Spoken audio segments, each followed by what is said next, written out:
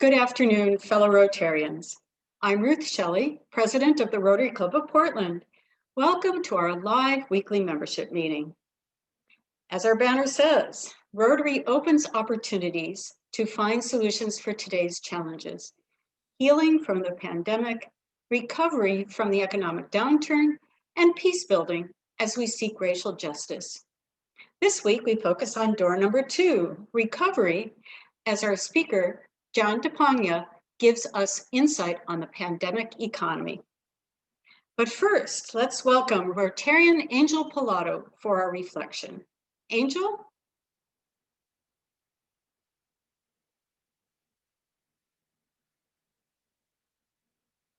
Would you unmute, Angel? Can you hear me now? Yes. Good. Good afternoon again to all the Rotarians and guests. Today I'm going to give you how you can recover and get through these challenging times that we're having. And the ABCs, okay? A, first of all, is alcohol. All right. I did not think that my hands would consume more alcohol than my mouth. But nevertheless, that's what we've got. And alcohol, the other kind, bingo, has gotten us through many disasters, even the prohibition, okay? Now, if alcohol isn't your thing, try A for apples. An apple a day keeps the doctor away. You can have applesauce, apple pie, whatever, okay? I've covered all of that. Now, B, the B is breathing. Did you ever notice you got through the day and you hadn't taken a breath? Now, we're going to try it. Here's how to take a deep breath. Everybody's going to do it with me and I can all see you. Take a deep breath. Let it out. Wasn't that easy? Didn't you feel so much better? Now, during the day, all right, when you're feeling anxious, stop and take a deep breath. The C, okay, is for comedy. Now, I would suggest you stop watching the news because it's all crazy anyway, and Facebook and all that, and take a break and do some good comedy. Now, I've got a wonderful link for the 5 funniest movies, and I don't know how to put that on the chat, but I've got it when we get that. And try that, and that'll be fun. So remember, the A's are for alcohol, either one, or for apple, breathe deeply, and C, go for comedy. That's it. Thank you for that lighthearted reflection. Bravo, bravo. If any of you would like to give the reflection an upcoming meeting, and it's going to be hard to top that one, please let us know or fill out the link provided in the chat box.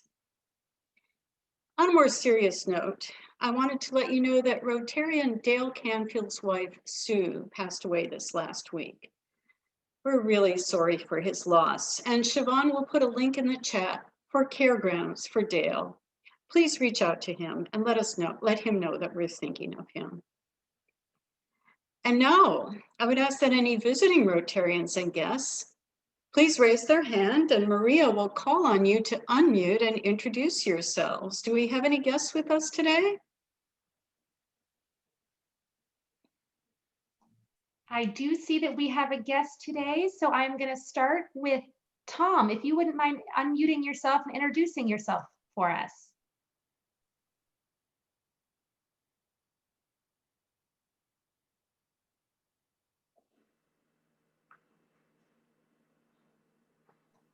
I see he's looking for the unmute. Tom Hoggard, are you able to unmute yourself in the bottom left-hand corner? There you go. Oh, can you hear me? Yes, go ahead. My guest is Dr. Mary Burry, who has been with me to a number of Rotary meetings over the years. So that's it. Wonderful. We're glad to have you both. Are there any others? I see Will Nolan with your hand up. Will.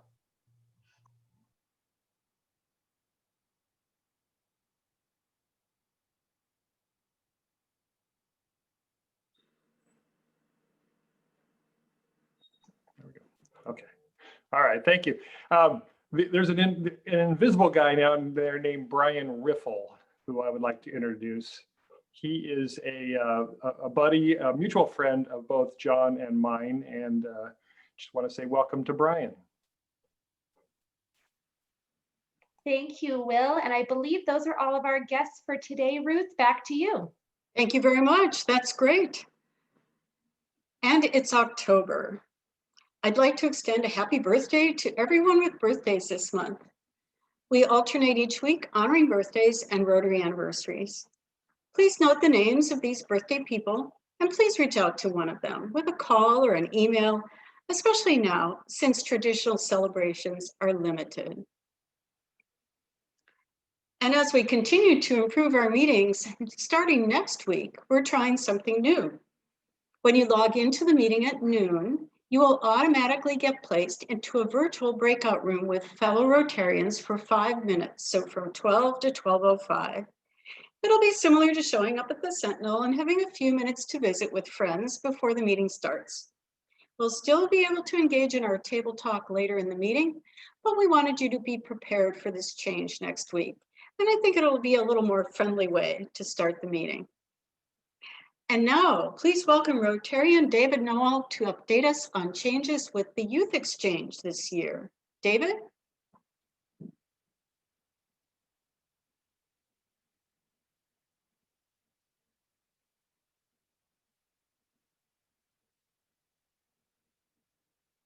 There. Good morning, fellow Rotarians. Last fall at this time, the 2021 Youth Exchange Program was shaping up to be one of our most ambitious yet, with over 9 total exchanges scheduled, 4 short-term during family-to-family exchange during the summer and 5 long-term exchanges beginning this fall. Then came the coronavirus. By spring, it became apparent that the 4 short-term exchanges would have to be deferred until summer of 2021. In June, Rotary International suspended the Youth Exchange Program worldwide until January 2021, where the shortened long-term exchanges permitted to begin in January and run until June 2021. We gave our 5 long-term outbound students a choice of 3 options. 1, going on the shortened exchange beginning in January 2021. 2, going on a standard length exchange beginning in the fall of 2021, which would be during their senior year. And 3, converting to the short-term exchange going during the summer of 2021. Not surprisingly, 2 of the 5 chose option 1 to go in January to June.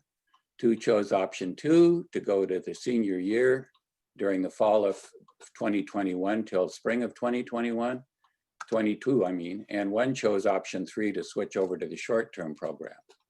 At our September Youth Exchange Committee meeting, we evaluated our inbound situation.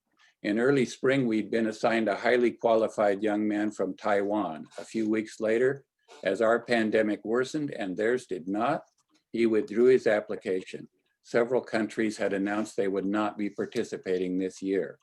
We had not been assigned any new inbound students. Even under the most Panglossian scenario, the chance of Portland Public Schools returning to anywhere near normal functioning in the foreseeable future appeared unlikely.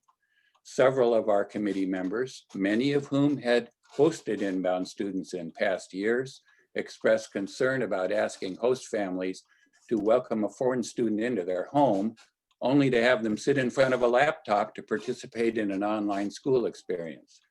Our recent rebounds, all of whom had to come home early this past spring, also attended our meeting and expressed the same concern. The Rotary Youth Exchange is primarily a cultural experience, building international friendships between young people rather than an academic program. The cultural function is lost if it's not possible to get out in the community and make new friends. Long story short, we notified the district in September that the Rotary Club of Portland would not be accepting inbound students for the shortened exchange year beginning in January. Shortly thereafter, our 2 outbound candidates who opted to go in January chose to defer until the summer short-term program or the fall 2021 senior year abroad program. In closing, I'm optimistic that a near normal youth exchange program might be possible beginning in the fall of 2021. We have 3 fully trained outbounds ready to go at that time. And as the situation becomes clearer, we will begin recruiting host families in late spring 2021. I want to thank all of our members for their support of the youth exchange program in the past years. All of our inbound students have said they have really enjoyed the welcoming atmosphere of our weekly Tuesday luncheons, something I know all of us are anxious to resume. So thank you. Thank you, David. I am just so impressed with how flexible your committee is in adapting to the current situation, as we all need to be. And now please welcome back Rotarian Mari Bunnage to announce an upcoming service opportunity. Mari? Thank you, Ruth. And as a former exchange student from this club myself, I do know how important that is. And I'm on that youth exchange committee working with David, and I'm excited for when we're going to be able to offer those opportunities to students again. But for now, the Rotary Week of Service. I talked about it very briefly last week. And now, Siobhan, if you can share that slide, I mentioned that we're having themes for every day of the week. So October 26th through 30th is the Rotary Week of Service. And our aim is to have every one of our members and your friends and family, if you want to engage in at least one service opportunity. And every day, we're going to have specific links. We're going to have exact things that make it really easy for you to engage safely from home. So you can see on your screens, we've got Monday is our Rotary Day, where all of our service will be about Rotary. Tuesday is our Be a Good Neighbor Day. Wednesday is Donation Day. Thursday is Support Local Businesses. And Friday is our Volunteer Day. So be ready. Next week, we'll be sending out a longer email that has some more details with all of these different activities and how you can engage, so you can get prepared and know how you want to engage during our Rotary Week of Service in just 2 weeks' time. Thank you, Mari. And speaking of 2 weeks' time, signups are now available for this season's virtual business exchange, which is 2 weeks from today on October 27th. Support your local businesses. The hosts this year are Brandon Sackett with Landscape East and West, Carol Salter with Easter Seals Oregon, Dan Bramsky with EMA Architects, and Maria Schell with Oregon State University. Siobhan has added the link in the chat to sign up, so please do. Looking forward to seeing you there. And now we're going to enter a virtual table talk. In a few moments, all of us will disappear and then reappear in a virtual room with just a few other Rotarians. If you don't know each other, please introduce yourselves. A minute or so before you come back to this main meeting, you'll get a visual heads up. And may I suggest a topic for your breakout room? Since we're about to hear about the pandemic economy, please share a personal observation on how a business you patronize has adapted in an ingenious way. Here we go, off to our breakouts. Now on to our program. After our speaker, John Tapogna, I pronounced his name wrong the first time. If you'd like to ask John a question, Maria will moderate the Q&A through the chat box. And now please welcome Rotarian Will Nolan, today's chair of the day. Will? Thank you, Ruth. John Tapogna is the president of Echo Northwest, which is a national consulting firm headquartered here in Portland. Echo Northwest works with both private and public clients on subjects that include economics, of course, but also education, social policy, natural resources, etc. John is a U of O grad and received a master's in public policy from Harvard. He has been with Echo Northwest for 22 years. And prior to that, he was a Peace Corps volunteer in Chile, as well as a policy analyst in the Congressional Budget Office. I'm really pleased to have John here today. Besides the fact he's a really nice guy, he's also a frequent and very competent speaker on matters of socioeconomic importance. And his topic today will address the effects of the pandemic, where we were likely headed, and the impact of the ever-widening wealth and income gap amongst our citizens. For some of us, the pandemic is merely a nuisance, while for others, it is a crisis that may affect the family for generations. I look forward to John's take, and with that, please give a warm virtual welcome to John Tapogna. Thank you.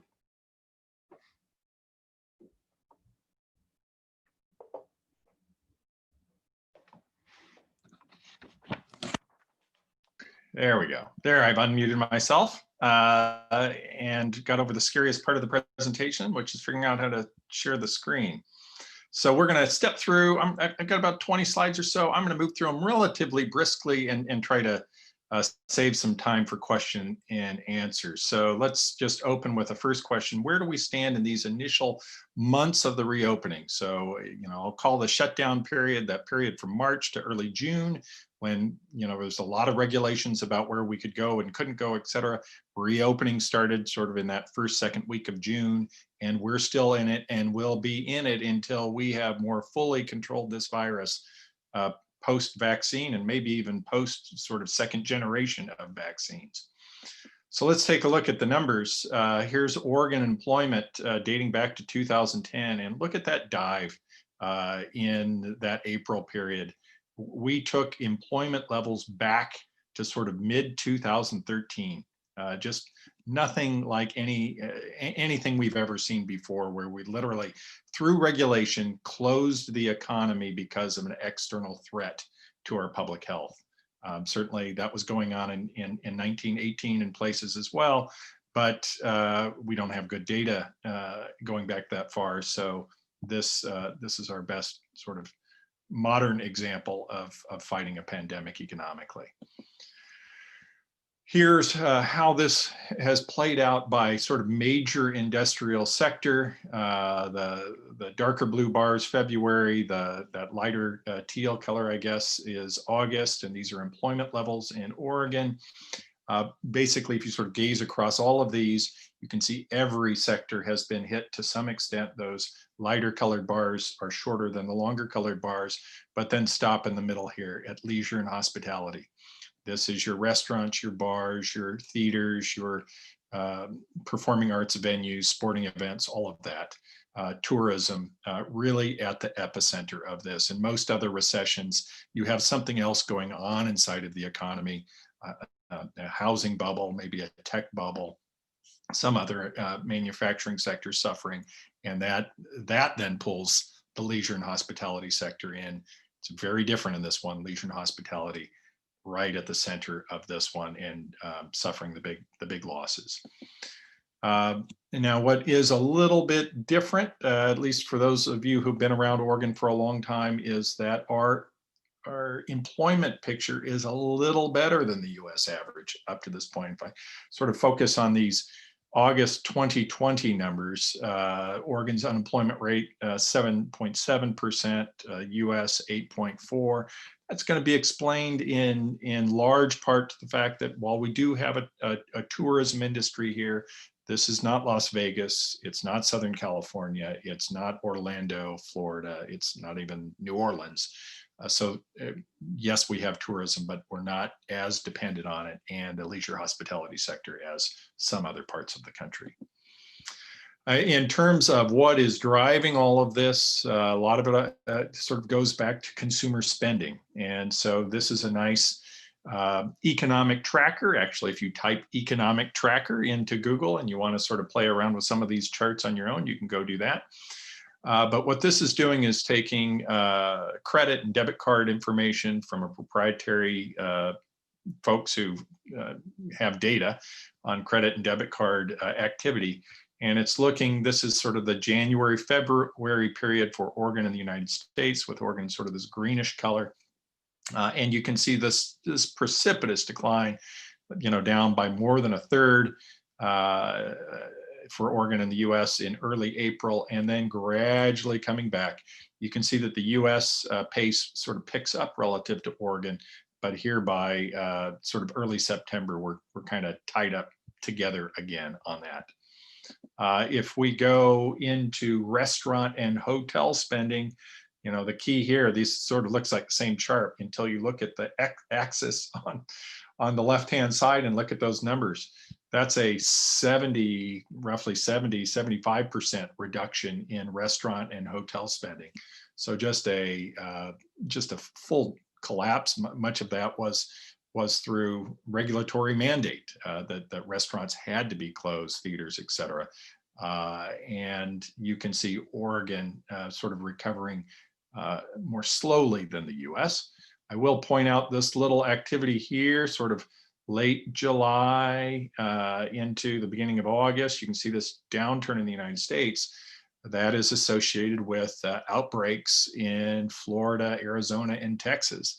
And even though they didn't go through in a regulatory fashion and close down their economies, consumers retreated because they saw the virus out in the community, and some folks just didn't want to take those risks. So that's a theme that I will return to later. So now I want to sort of turn the topic here to this federal intervention, the Federal CARES Act, which was and is the largest sort of federal fiscal intervention in US history. It is magnitudes larger than the New Deal was in terms of the New Deal's efforts to stimulate the economy back in the Great Depression, also much larger than any of the stimulus that Obama and Congress unleashed during the Great Recession. And so what are some of the key aspects of that? Oops, excuse me. Just sort of going across the top here very quickly, the households, you'll remember those stimulus checks, $1,200 a person, those tapered off for higher income households and weren't available at all to households roughly with more than $200,000 of income. We had unemployment insurance supplements at the federal level, and I'm going to get into that in a little bit more detail. If we stay on the top here, state and local government got some direct aid to help purchase protective equipment and do contact tracing and a whole host of, they could even spend it on Chromebooks for kids that were going to virtual school. The public health system also got sort of direct support for the various things that they needed to fight the virus. If I look in the small business category, a lot of talk about these SBA loans that were originally in this act, $350 billion. We ultimately got it up across $500 billion in this Paycheck Protection Program, which in essence was to small businesses effectively what could end up being a grant to cover 2 months worth of payroll if these loans are ultimately forgiven. A lot of businesses in that sort of forgiveness applications stage as we speak right now. I'm going to jump down the whole host of other supports to larger businesses, delays of payroll taxes and different ways of calculating net operating losses. And then you can see those industry specific aid packages, the airlines in particular.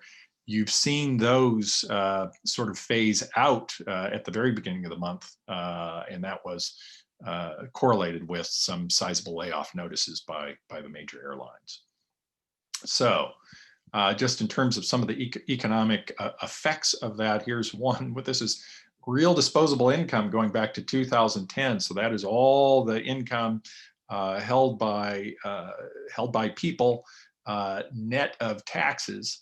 And you see that huge sort of $2 trillion spike right there in April and May, and then sort of dropping off.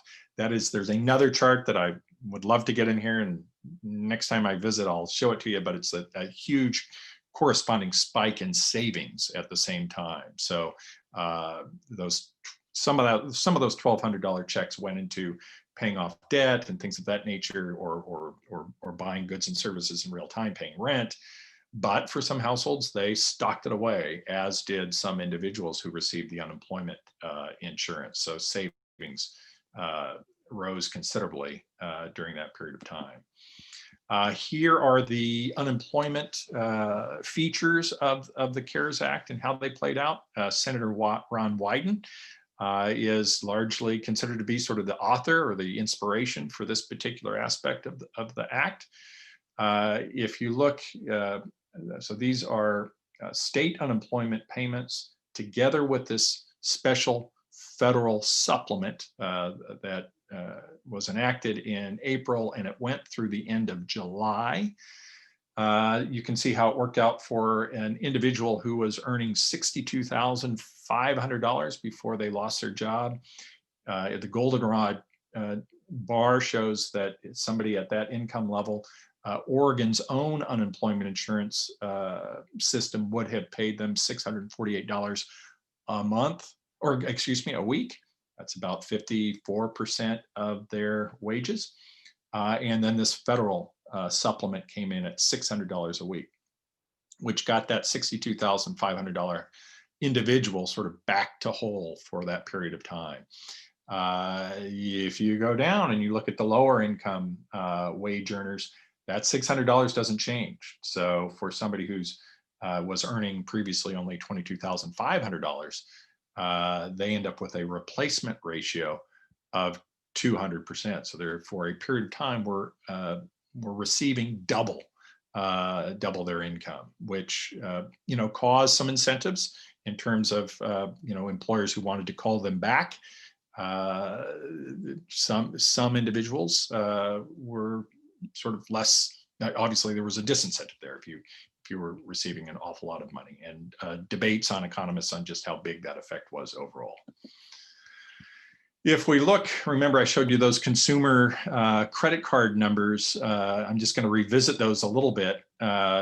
This gray bar is showing those same kind of consumer credit card trends for regular debit cards. And this is in particular for use of those debit cards in buying fast food. So you can see it's sort of the big dip, and then it sort of comes back, et cetera. But then this teal color are special debit cards that states use to deposit unemployment insurance into accounts. So there are different credit cards that individuals are using that are sort of accruing their unemployment insurance benefits. And you can see here that you don't see a lot of change in activity for those regular credit cards in terms of spending, but you do see an immediate drop off at the beginning of August in those in spending on those special unemployment insurance credit cards. So we'll talk a little bit more about that that CARES Act in the conclusion. How are we looking as we look ahead? First of all, credit to Bill Connerly, who at the very beginning of this pandemic said, if you want me to tell you how the economy is doing, tell me what's going on with public health.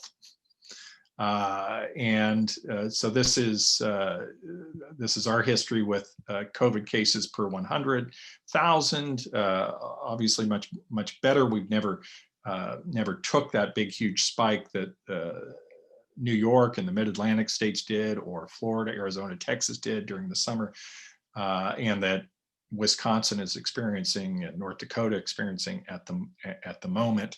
We are, right, as we speak, starting to tick up again and have some concerning news coming in. I think our positive rates on COVID tests are across that 5% marker that the governor and OHA, the Oregon Health Authority, keep their eye on. I think they're up to 6% as of yesterday. So all in all, I would say, knock on wood, Oregon has been a leader. We are in the sort of the 5 or 6 best states in the country to be in if you're trying to steer clear of the virus. In terms of how things are going and the thinking of around that stimulus money coming off, that a lot of those payments ended circa end of July, early August, et cetera. We are keeping an eye on how households are feeling about their ability to make their usual household expenses. This is data from a US Census household pulse survey. This is national. They do have some data for Oregon, but it's just the sample size is too small. But to give you a feel for here, the question in the end of August was, do you have difficulty paying your usual household expenses the last 7 days? Here's the percent of different households by race and ethnicity that said they were having high difficulty, or very difficult to make those payments. Black and Hispanic households, Black not Hispanic, over 20%, Hispanics approaching 20%. You can see white households down below 10%. So this is a recession that has been very differentially experienced around a lot of dimensions.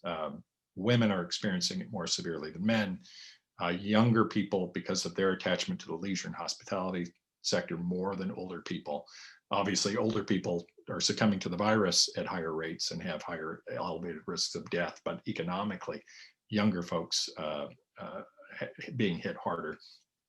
And then this racial component playing a factor as well. In terms of the stock market, and I should have updated this one more time because you'd have it sort of bouncing back up again. But obviously we had that big bear market sort of circa April. The tech stocks in particular sort of created a bull market that ran up through the end of August. Then sort of the prices got out of line with valuations or earnings. And the tech stocks gave back some of their value during September, but now it appears to be coming back up again.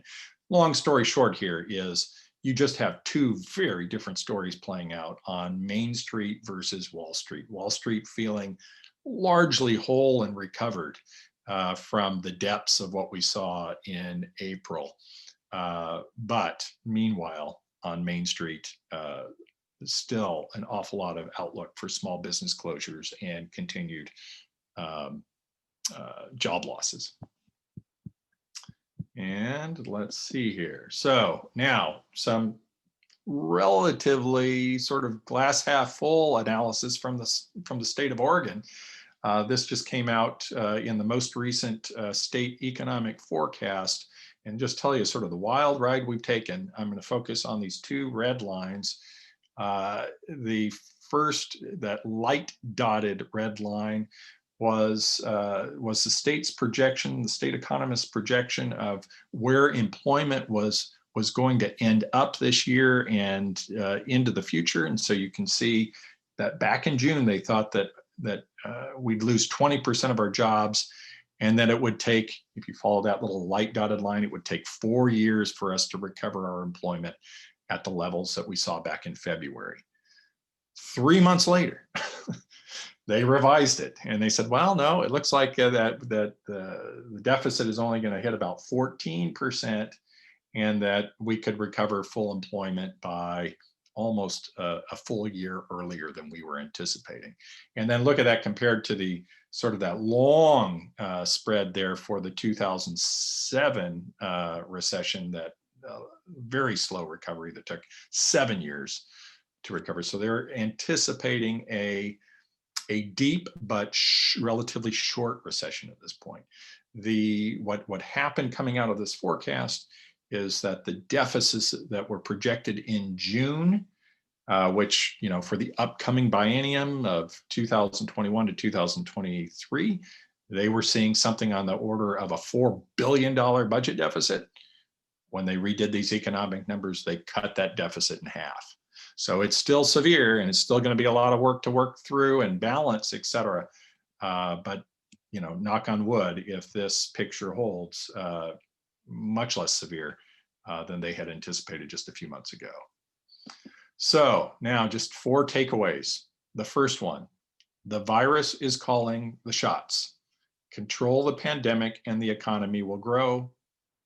Lose control of the pandemic and the economy will contract. And all I have to do is point to the experiences in Florida and Arizona and Texas this summer. And I'm sure you'll see it play out in North Dakota and Wisconsin in real time right now. Number 2, the CARES Act is the largest stimulus package in US history and designed around an expectation of a V-shaped recovery that didn't happen. When they passed this, it was passed 96-0 out of the US Senate. You had Ted Cruz and Mitch McConnell joining Elizabeth Warren and Bernie Sanders on the same vote. And you had folks like Ben Bernanke at the time, the former chair of the Fed, saying, maybe this is just an extended snowstorm and things might be normal by August or September. Well, it's not going to be normal. It isn't normal now. It's not going to be normal for at least another year or more. And so consequently, you do have the current Fed chair, Powell, and vast majority of economists saying that the federal government needs to come in with more fiscal stimulus, or we will prolong that return, and that the sort of 3-year picture that you have from the state probably extends out farther without some additional congressional intervention. As I just said just a few moments ago, the pandemic is playing out very differently on Main Street than Wall Street. The stock market has recovered despite elevated unemployment and the prospect of ongoing business closures. Some people refer to this as the K-shaped recovery, with upper income households and professional service firms and the like largely being untouched by this thus far, but just absolute devastation when it comes to small businesses and the people who were tied to them. Especially in the leisure and hospitality sector. And then the last point I'll make is that pre-existing trends in automation and technology have accelerated. A successful recovery strategy must anticipate new ways that we will live, learn, and work. You're going to see it all over the place. We've got professional service firms with people now working from home, including our firm, et cetera. When we've controlled the virus and the vaccine's been deployed, et cetera, I do not fully anticipate that everybody's coming back downtown, that I'm going to be able to talk everybody into coming back downtown every day to work downtown. We've also sort of tested and set up a telemedicine platform that physicians and nurse practitioners, et cetera, were familiar with and had heard about, but had never used. Now they fully understand it, as do their patients, et cetera. Higher education, obviously pushing into new approaches on virtual education, and there will probably be something learned in the K-12 space as well. So just all kinds of dimensions here to talk about. But with that, I will pause and see if you folks have questions about what I presented. Thank you, John. Yes, we do. We have got about 4 minutes for questions. If you have a question, please type "I have a question" in the chat box or raise your virtual blue hand and Maria will call on you. Maria? Wonderful. Thank you, John, and thank you, everyone. The questions are lining up, John, so I'm going to kick right into our first question. Is from Rotarian Susan Cooksey. Susan, can you unmute yourself and ask your question?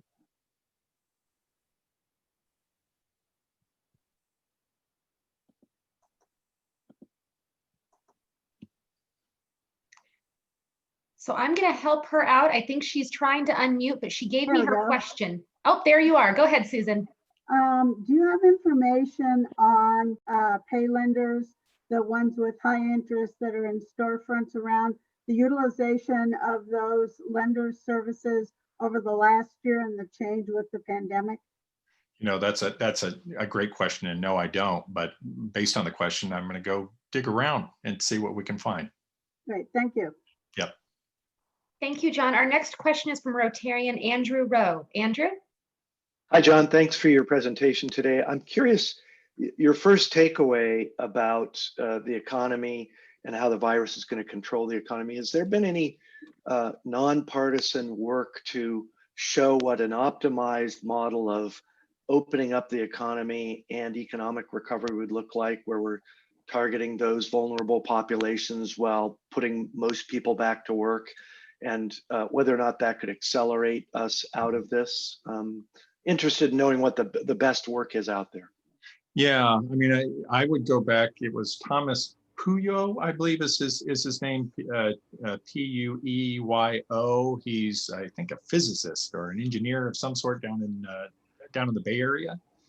He issued a white paper called "The Hammer and the Dance" early on that was very popular and spread around. But then, in part of his series, he started to dig into cost-benefit analysis, right? And said, really what we have to do is sort of step through and say, with each of these areas of restriction and protection, what are the costs and what are the benefits? And you sort of put masks at the beginning, very low cost if we can get people to wear them, social distancing, reasonably low cost if we can get people to practice it, et cetera. And then you step down, to much more costly exercise. So I know there's been an awful lot of thought about it. I don't know if there's a sort of a verdict yet, but certainly a framework that people have talked about. Thank you, John. Our next question comes from Rotarian Al Jubitz. Al, unmute yourself for us. Thank you, John. Any data on productivity as a result of not sitting in traffic and around the water cooler? Right. Yeah. I don't know if we have it in real time, but I will say, some of the highest productivity in US history of productivity gains were during the Great Depression. And businesses out of necessity had to reorganize. They had to automate. They had to think about doing things with fewer people, et cetera. And I've got to imagine we're having some of that effect right now as well, as businesses are sort of stepping through and thinking about how do I continue to go and produce things. I mean, if you can imagine in manufacturing right now, how do I reshape my assembly plant in ways that I can keep people more socially distanced and probably have fewer people in them. Thank you, John. I think we're going to have time for one more question. I'm coming to Rotarian Mark Favinci. Mark? Hi, thank you. John, your fourth and final takeaway about transformations and our economy accelerating. Do you have anything special for us for Oregon there? What transformations do you see accelerating here particularly? Yeah, well, I think one opportunity for non-metropolitan Oregon is to try to seize the advantage of both remote health and remote work. I don't think it's going to be this massive transformational switch, but there are some opportunities that have opened up for smaller towns like a Roseburg or Grants Pass or Estacada, where you can now look at potential residents and say, look, you do have better access to healthcare than you probably thought you did 9 months ago through telehealth. And if you're close enough and can get in occasionally to connect with your main employer, maybe there's more tolerance to people working in those smaller towns and doing that work. So I would say that's, for the brevity of trying to answer the question on time, that opportunity outside of the metro areas, I think, is a big one. Thank you. John, thank you so much. What a thought-provoking presentation. And Rotarians, don't miss next week when we'll hear from Gina Ronning on restorative justice. Once again, we'll be live via Zoom at noon on Tuesday. So today I want to thank our virtual guests, Mary Murray, Brian Riffle. We're so glad you joined us. Angel, thank you for your reflection. David, we appreciate your update on youth exchange. A lot of changes there. And Mari, we appreciate your invitation to the week of service. And please don't forget to sign up for our business exchange. Will, thanks for your introduction of our speaker. And John, thank you again. I have never heard such a combination of good news and bad news, certainly indicative of our times. As we enter into a new Rotary week, please join me in opening the doors of opportunity for healing, for recovery, and for peace building. As Rotarians, we are here to make our world healthier, more sustainable, and with justice for all. This meeting is adjourned.